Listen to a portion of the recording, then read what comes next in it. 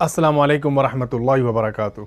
अज़ीज़ तलबा तलबात, आज की वीडियो उन आलिमात के बारे में है कि जो कदीम फ़ाज़िलात के उन्वान से जानी जाती हैं और जिन्होंने 4 साल का कोर्स किया था। अब 4 साल का कोर्स करने की वजह से सवाल ये पैदा होता है कि क्या वो HEC से इक्विवेलेंस यानी मुआदला MA अरबी इस्लामियात के बराबर सर्टिफ़िकेट हासिल कर सकती हैं या नहीं, क्योंकि अब HEC 4 साल वाला कबूल नहीं करता, बल्कि 6 साल वाला जो कोर्स है बनात का, अब 2022 के मुताबिक वो 6 साल वाले कोर्स की हामिल सर्टिफिकेट की जो बनात होती हैं उनको वो HEC इक्विवेलेंस देता है। तो अब जो पुरानी फ़ाज़िलात हैं, मसलन जिसने 2010 में या 2012 में 4 साल का कोर्स किया था, तो वो कैसे हासिल करेंगी, तो इसका हल आपको मैं इसी वीडियो में बताऊंगा। आप हमारे चैनल को सब्सक्राइब कर लें और जो मुआदला बनाने की पूरी सीरीज़ है वीडियो 1 से लेकर वीडियो 6 तक, उसमें मुआदला हासिल करने का तरीका भी ख़ुद से आप सीखें और ख़ुद से अप्लाई करें। कोई भी आपका सवाल हो तो कमेंट में आप पूछ सकती हैं। तो जो आलिमात हैं 4 साल कोर्स वाली, उनकी 2 किस्में हैं। या तो उन्होंने मैट्रिक किया होगा या मैट्रिक नहीं किया। अगर मैट्रिक किया है और वो आमा के बाद किया है या आमा से पहले किया है, अब इस चीज़ को भी देखना पड़ता है। अब मैं आपको नंबर वार बताता हूँ। एक वो आलिमात कि जिन्होंने मैट्रिक नहीं किया, तो उनको 2 इम्तिहान मज़ीद देने पड़ेंगे, जो कि वफाकुल मदारिस की जो सालाना इम्तिहानात होती हैं उन्हीं के साथ उनको एक फ़ार्म भेजना पड़ता है। उस फार्म का लिंक भी मैं डिस्क्रिप्शन में दे दूँगा। तो वो 1 साल वो फ़ार्म भेजेंगी, ठीक है, इम्तिहान में शिरकत करेंगी, और उससे अगले साल एक और फ़ार्म भेजकर दोबारा से इम्तिहान में वो शिरकत करेंगी। हर फार्म की 1 साल की फ़ीस 1500 रुपये है, तो टोटल तकरीबन 3000 या 3500 ख़र्चा आ जाता है। और दूसरी वो तालिबात हैं कि जिन्होंने मैट्रिक किया तो है लेकिन आमा के बाद किया है, तो अब भी उनको 2 इम्तिहान देने पड़ेंगे, जैसे मैं अभी थोड़ी देर पहले बता चुका हूँ। और वो आलिमात कि जिन्होंने मैट्रिक किया है और आमा से पहले किया है, यानी आलिमा बनने का जो पहला साल है उससे पहले उन्होंने मैट्रिक किया है, तो अब उनको 1 इम्तिहान देना पड़ेगा। और उसका फार्म का लिंक भी मैं ऊपर दे दूँगा डिस्क्रिप्शन में, तो आप वहाँ से फार्म डाउनलोड करें, उसको फ़िल करें, और उसकी 3000 फ़ीस है। और वो आप वफाकुल मदारिस के सालाना इम्तिहानात के करीब उनको भेजें तो आपका दाखिला हो जाएगा।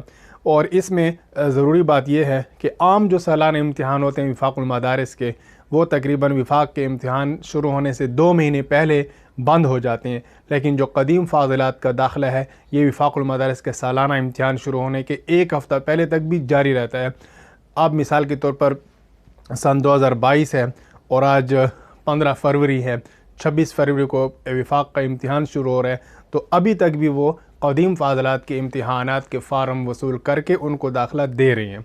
अल्हम्दुलिल्लाह हमारे चैनल के थ्रू से 2 तालिबात ने मालूमात लेकर अभी रिसेंटली दाखिला करवाया है, और इसकी तैयारी भी इतना मुश्किल नहीं है।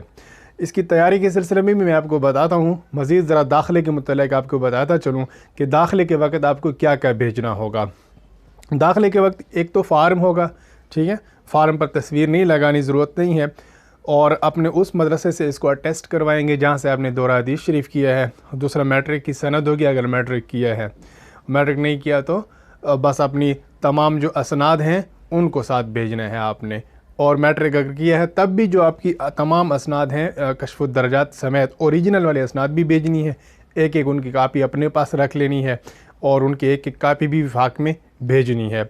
और दूसरा अपना शनाख्ती कार्ड भेजना है या बे फार्म भेजना है, और तकरीबन बस यही चीज़ें हैं। आप ये वफाक के ऑफ़िस में भेजेंगे, और हाँ, फ़ीस आप जमा कराएंगे बैंक में। बैंक अकाउंट भी आपको मैं डिस्क्रिप्शन में उनके वफाकुल मदारिस के बैंक अकाउंट में बता दूंगा। तो जब आप बैंक में जाएंगे, बैंक डिपॉज़िट स्लिप को फ़िल करें, जो प्रॉपर तरीका है पहले भी मैं बता चुका। वफाकुल मदारिस अल अरबिया उसका टाइटल दें और अकाउंट नंबर लिखें, ब्रांच कोड लिखें, और जो उसका मकसद है जो कि अकाउंट टाइटल के नीचे डिपॉज़िट स्लिप में जगह होती है वहाँ पर लिखें बराए दाखिला कदीम फ़ाज़िलात, और 3000 रुपये का आप चालान फ़िल करें। और आपको वो जब ओरिजिनल स्लिप देंगे तो ओरिजिनल स्लिप भी आपने साथ रखनी है इन कागज़ात की जो मैं आपको बता चुका हूँ, और उसकी फ़ोटो का भी अपने पास रख लेनी है। और फिर आप ये तमाम एक इन्वेलप में डालकर TCS के ज़रिए से रवाना कर दें।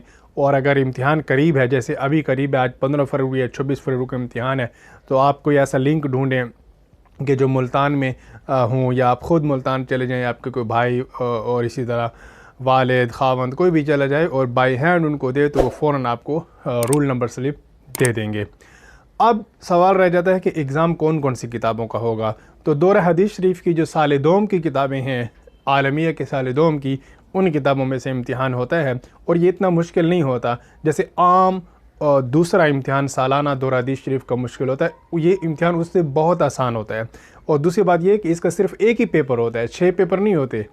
और उस एक पेपर में कुछ सवाल हदीस शरीफ से मुतालिक होते हैं और कुछ सवाल तफसीर से मुतालिक होते हैं। और थोड़ी बहुत तैयारी करके तकरीबन 1 हफ़्ते में भी आप तैयारी कर सकते हैं। इंशाल्लाह उसकी तैयारी से मुतालिक भी मेरा इरादा है कि मैं एक वीडियो अपलोड करूँगा। तो उम्मीद है कि जो कदीम फ़ाज़िलात से मुतालिक सवालात हैं वो हल हो चुके होंगे। तो इस सिलसिले में अगर कोई भी बात रह गई हो तो आप कमेंट में मुझे याद दहानी कराएं, सवाल पूछें, इंशाल्लाह आपको जवाब दिया जाएगा। हमारे चैनल को सब्सक्राइब करना मत भूलिए।